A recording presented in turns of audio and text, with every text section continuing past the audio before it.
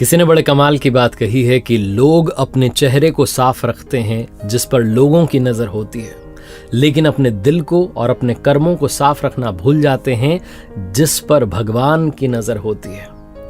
नमस्ते दोस्तों, मैं हूं आरजे कार्तिक। एक बड़ी छोटी सी कहानी सुनाता हूं। जिन्होंने कहानी लिखी है वो लिखते हैं कि एक दिन मेरे घर की डोरबेल बजी। मैं दौड़ा भागा दरवाजा खोलने के लिए, तो बाहर जाकर के देखा कि एक आकर्षक व्यक्तित्व वाले बड़े अट्रैक्टिव से दिख रहे थे एक व्यक्ति खड़े हुए थे। मैंने उनसे पूछा, हाँ जी भाई साहब बताइए क्या काम है। तो उन्होंने मुझसे कहा कि अच्छा, मतलब आज मैं खुद चल करके तेरे दरवाजे पर आया तो तू मुझे पहचानने से मना कर रहा है। मैंने कहा मतलब मैं समझा नहीं, आप कौन है? तो उन्होंने कहा कि मैं वो हूं जिसने तुझे साहब बनाया। ये तुम्हारे पास में आज गाड़ी है, बंगला है, परिवार में सुख शांति, सब मेरी वजह से। मैंने कहा मतलब भगवान है क्या आप? तो उन भाई साहब ने कहा, हाँ मैं भगवान हूं। तू कहता था ना नजर में रहते हो लेकिन नजर नहीं आते, तो आज मैं नजर आ गया हूं। आज पूरे दिन तुम मुझे देख सकते हो, सिर्फ तुम ही देख सकते हो, कोई और देख नहीं पाएगा। मैं पूरे दिन तुम्हारे साथ रहूंगा। मैंने कहा है सच में? ऐसे मजाक मत करो। बोले हाँ सच में, मैं सिर्फ तुम्हें दिखाई दूंगा। मैं उनसे बात कर ही रहा था, तभी मेरी माँ ने अचानक आवाज दी, अरे क्या कर रहा है, दरवाजे पर अंदर आ, कोई भी तो नहीं है वहां पर।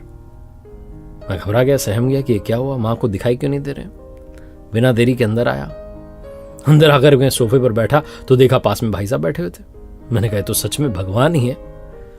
और तभी माँ चाय लेकर के आ गई।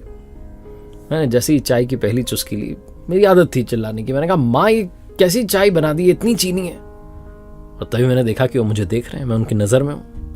अचानक से मुझे लगा कि भगवान के सामने भगवान क्या सोचेंगे कि अपनी माँ को ऐसे तेज तेज आवाज में जो है बोलता है, इतना गुस्सा करता है माँ पर। मैंने फिर प्यार से माँ से कहा कि माँ ठीक है, अच्छी है, मैं पी लूंगा। उसके बाद चाय पी ली, उठ करके जाने लगा नहाने के लिए, तो वो पीछे पीछे आने लगा। मैंने कहा अरे यहाँ तो बख्श दो, मुझे तैयार होने दो।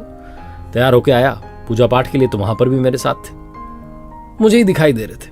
मैंने बड़े मन से आराधना पूजा की। मैंने कहा आज तो भगवान जो है साथ ही हैं, ईमानदारी से पूजा की। उसके बाद बाहर निकला, कार में बैठा तो देखा पास वाली सीट पर भाई साहब बैठे हुए, वही भगवान जी। मैंने कहा आज तो कमाल ही हो रहा। थोड़े से हम आगे चले ही थे कि मुझे कॉल आया। मेरी तो आदत थी गाड़ी चलाते चलाते कॉल रिसीव करने की। कॉल रिसीव करने वाला था, मुझे लगा कि डांट देंगे कि क्या कर रहे हो। गाड़ी को मैंने साइड में रोका, नियम कायदे फॉलो किए, फिर बात की। सामने से कोई डील के लिए कॉल आया हुआ था और मेरी तो आदत थी कि भाई ऊपर का कुछ ले ही लेते हैं। मैं पूछने वाला था भाई ऊपर का क्या रहेगा, कितना % अपना। तभी मुझे लगा कि मैं उनकी नज़र में हूँ। मैंने ये नहीं बोला, मैंने बोला ठीक है काम हो जाएगा आपका, आप आ जाना ऑफिस में, मिल लेना मुझसे। वैसे ही कोई बात ही नहीं की। ऑफिस में पहुंचा तो स्टाफ से कई बार बदतमीजी कर लेता था, गुस्सा करता था, कई बार बोलते बोलते गाली निकल जाती थी, कंट्रोल नहीं रहता था अपनी जीभ पर। लेकिन उस दिन तो क्योंकि उनकी नज़र में था तो मैंने ऐसा कुछ किया ही नहीं। किसी के साथ मैंने बुरा बर्ताव नहीं किया, गुस्सा ही नहीं किया किसी पर, शांति से बात की। सब लोग बड़े अचंभित थे कि आज क्या हो गया सर को, बड़े शांत थे, सबसे प्यार से बात कर रहे। पूरा दिन ऐसे ही अच्छे अच्छे बिहेवियर के साथ में बीत गया। ना मेरे अंदर काम आया, क्रोध आया, लोभ आया, मोह, कोई भी विकार नहीं आया, क्योंकि मैं उनकी नज़र में था।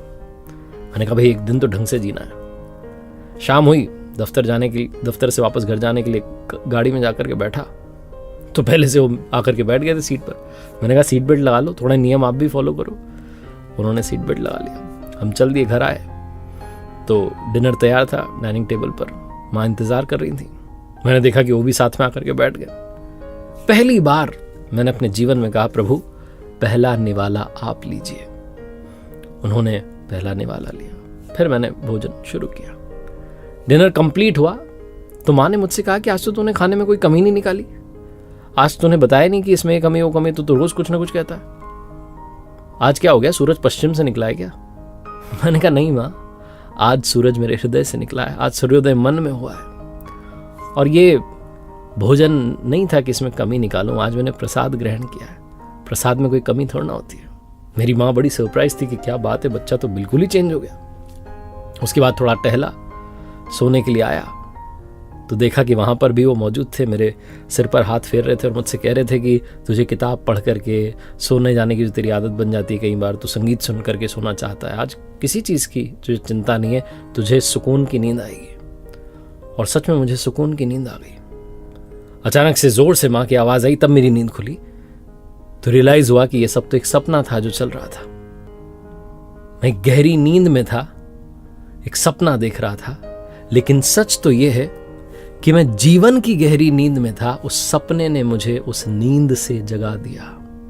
एक ऐसा सपना जिसने मुझे झकझोर दिया और बता दिया कि हम हमेशा उनकी नज़र में हैं, हमें हमेशा अच्छा काम करना चाहिए। सच में हम गहरी नींद में सो रहे होते हैं, विकारों से घिरे होते हैं। वो एक ऐसा सपना आ जाए ना जो आपको नींद से जगा दे, बस उसी की आवश्यकता है। और ये कहानी वही सपना है। याद रखिए, आप हमेशा उनकी नज़र में हैं। ऊपर वाले के आशीर्वाद के साथ, अपनी मेहनत, अपनों के प्यार के साथ कर दिखाओ कुछ ऐसा कि दुनिया करना चाहे आपके जैसा। याद रखिए दोस्तों, मैंने अपनी वेबसाइट लॉन्च की है www.rjkarthik.in, जहां पर कुछ स्पेशल कोर्सेज आपका इंतजार कर रहे हैं। अगर आप अपनी पर्सनैलिटी को डेवलप करना चाहते हैं तो स्पेशल कोर्स है दी सक्सेस मास्टरी। दूसरा कोर्स है द आर्ट ऑफ बैलेंसिंग। अगर आप स्ट्रेस मैनेजमेंट सीखना चाहते हैं, डेफिनेटली चेकआउट कीजिएगा, आपका इंतजार रहेगा।